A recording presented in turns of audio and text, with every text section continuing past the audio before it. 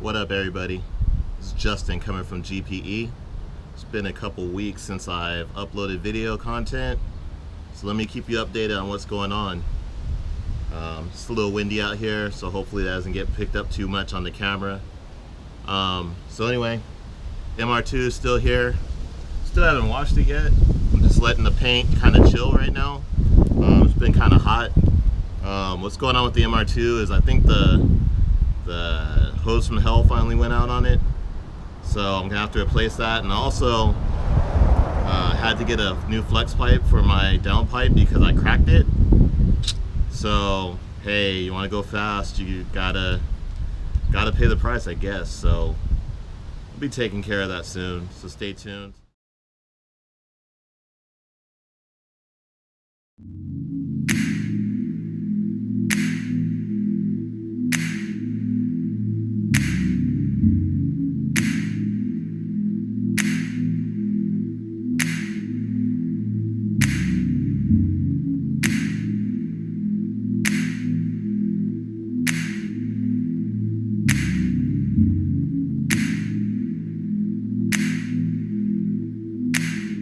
So if you can't tell by now, what I picked up is a 1987 Supra Turbo Targa.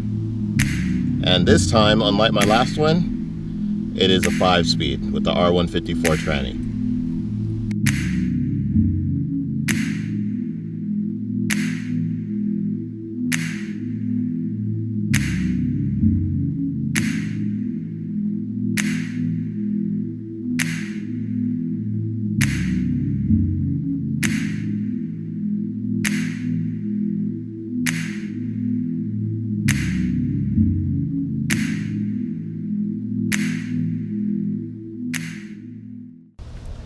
Car is pretty clean, has 180,000 miles on it. It has a rebuilt engine. It has a HKS stopper head gasket on it with ARP studs, so I don't have to worry about blown head gaskets, because who wants to worry about those? It also has an exhaust system that I put on it. This was the exhaust system that I bought from my original Supra, and JoJo used to run it, so I ended up bolting that up. It's just a cat back. I also punched out the secondary cat.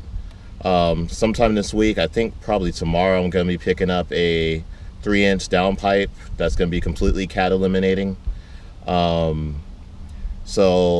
it also has a Walbro 255 fuel pump on it. Everything else is pretty much stock. Those are the things that are on it that I haven't done, with the exception of the exhaust. The things that I have done on it so far are the intake, and also I did the HKS blow-off valve on it, some of the harder upper intercooler piping. So I'm just working my way through, adding things here and there. Of course, I do have another Supra that's, I won't say almost complete, in the other garage. So I do have parts in case I have issues. So on to the things that are wrong with the car right now. Here are the things that are wrong, that I know they're wrong. The downpipe, the current downpipe, the factory downpipe on it right now, it has some strip bolts from the previous owner, or I don't know, the owner before him. I'm not going to blame him. Who knows? I sure don't.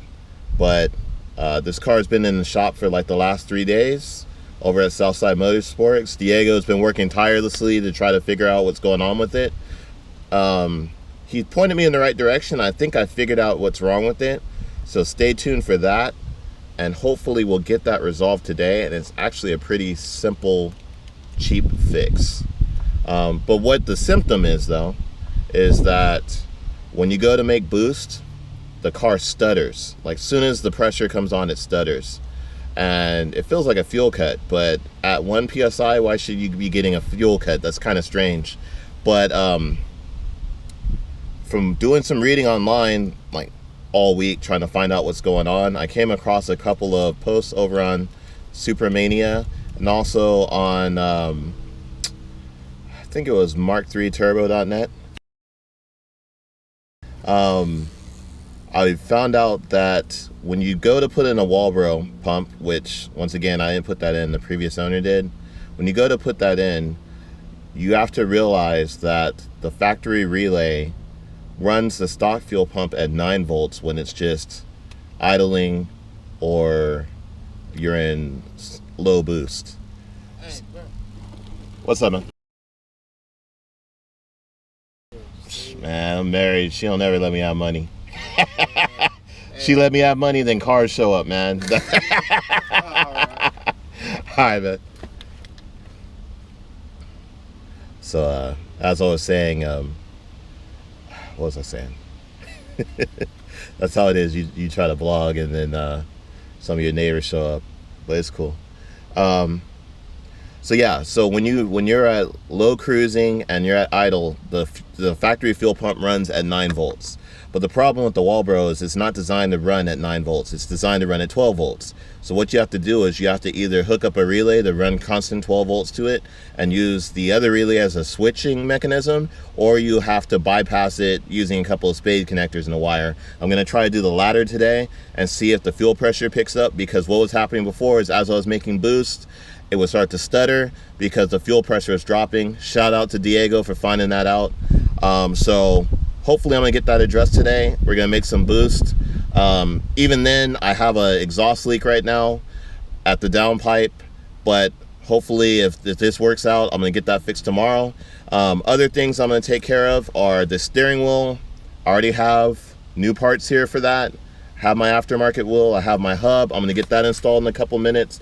I've already put my digital boost gauge on here, which is pretty cool, if I say so myself. So let me show you something else that I've taken care of. So stay tuned. Okay, as you can see here, I have my boost gauge. I just have it zip tied here in the meantime. Might not be able to see the readout on it or not. It is LED. Boom, there it is. Okay, so it's reading 2 right now because the engine's off. That's just how this one runs. So let me show you what I did on the wiring. I'm kind of proud of myself. I remember back when I first wired up the MR2, I just kind of did things as I went, and I added a lot of electrical components just one at a time and kept going in and resoldering. This time, I thought about what I had lying around and I tried to make the best out of the situation. So check it out. This is what I did. So this is a Molex connector. This is common with anybody that's from the PC world or even the Apple world. It's a 4-pin connector, plastic ends, metal pins. And so what I did is I had a old CPU power supply laying around, and what I did is I actually cannibalized that. So what that allowed me to do, as you see, these are all daisy chained. What that allowed me to do is just tap one power wire, and from that one power wire I was able to run several wires that I can just put connectors on them when I need to wire up additional gauges, so I don't have to keep resoldering and everything else. I can just add gauges and take gauges away, and as you can see, I can just press this plastic clip in and I can quick release it and move the gauge configuration altogether.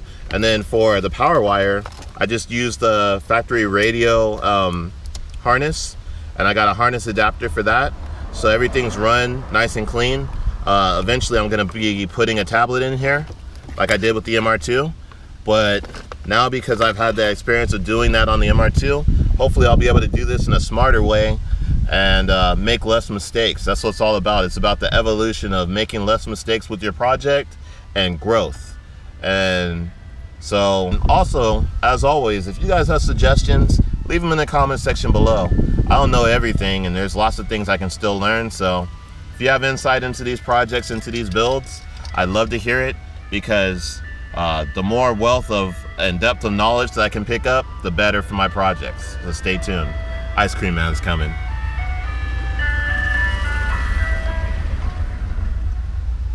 Because it's hard to blog in the hood. Incidentally, here's something else I really like. I like that the cigarette lighter is right here. I might actually end up using that for a push button ignition. So I don't smoke, and I usually end up hardwiring the accessories. So I might actually do that.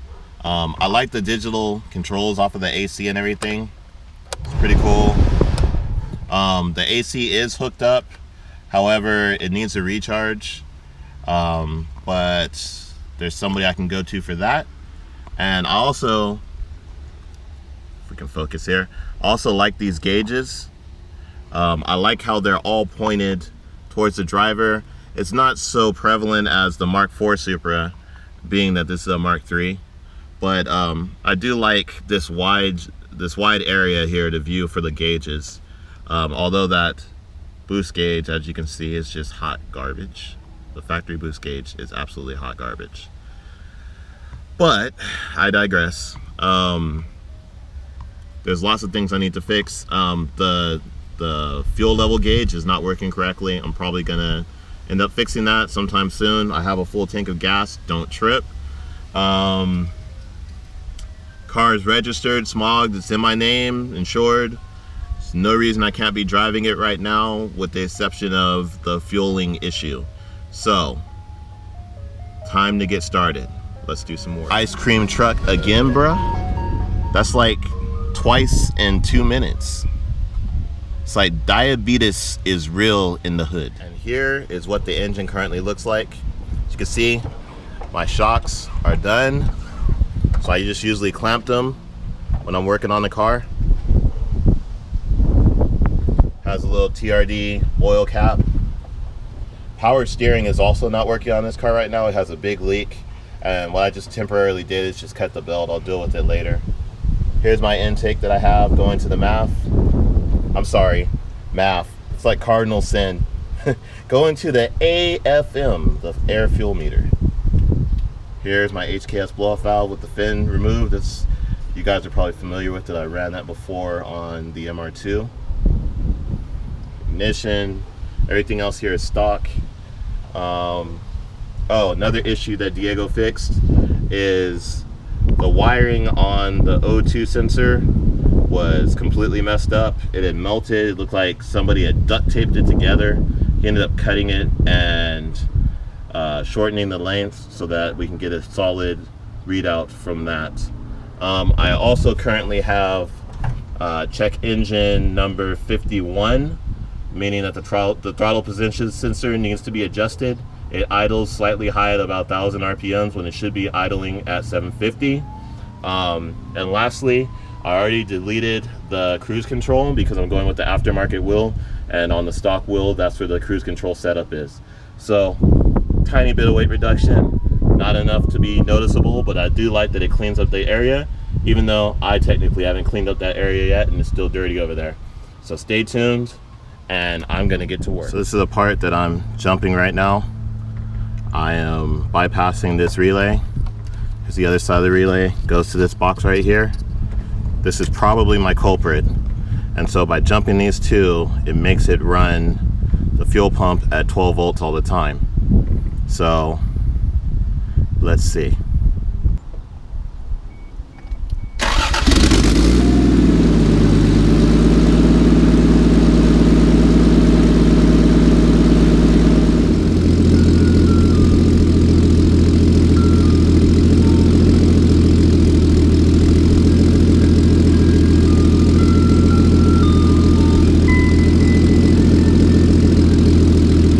I don't know if you guys heard that or not, but that was the ice cream truck. That's diabetes count number 3.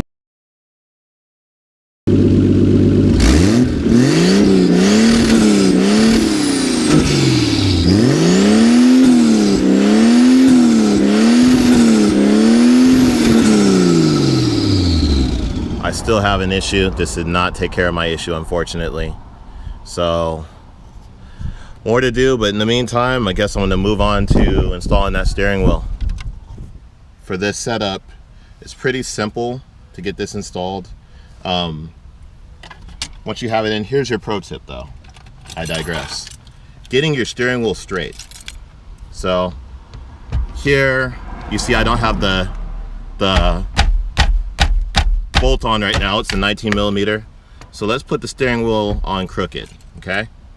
I'm not going to install the nut. I'm just going to lightly put it on the spline. Then what you want to do, start your car. Okay. Put it in neutral, or rather put it in first gear. Drive it forward a little bit. so that the steering wheel will straighten out. So I'll go ahead and turn my wheel. Cars always want to have their steering wheel straight.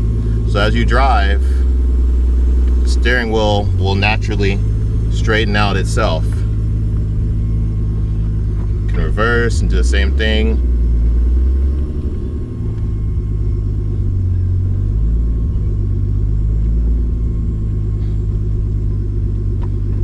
Forward. Notice how the steering wheel is correcting itself. Okay, then take your wheel back off and align it so that your steering wheel is at 12 o'clock.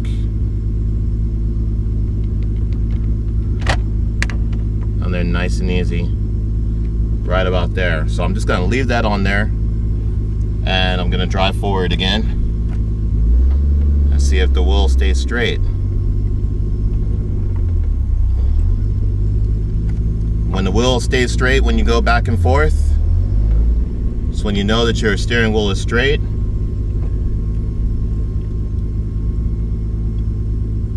Try it one more time.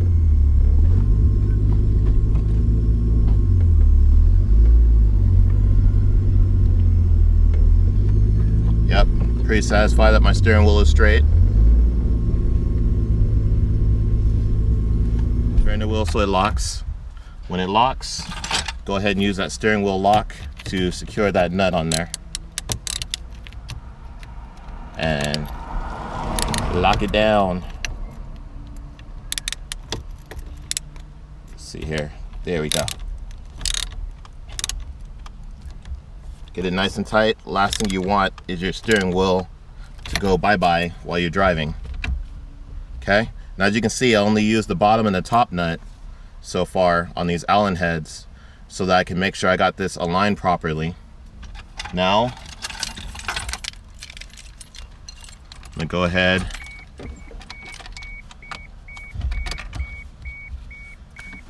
and now my steering wheel's straight. So I finished working on the Supra for the day. Still have to figure out what's going on and why the turbo's not making boost. Still sputtering. Step closer. Probably the next step is to drop the fuel pump and make sure that the lines aren't kinked. But that's about it for now. So stay tuned. Thank you again for subscribing. Thank you for watching, commenting, liking. Appreciate all that means something to all of us here at the channel.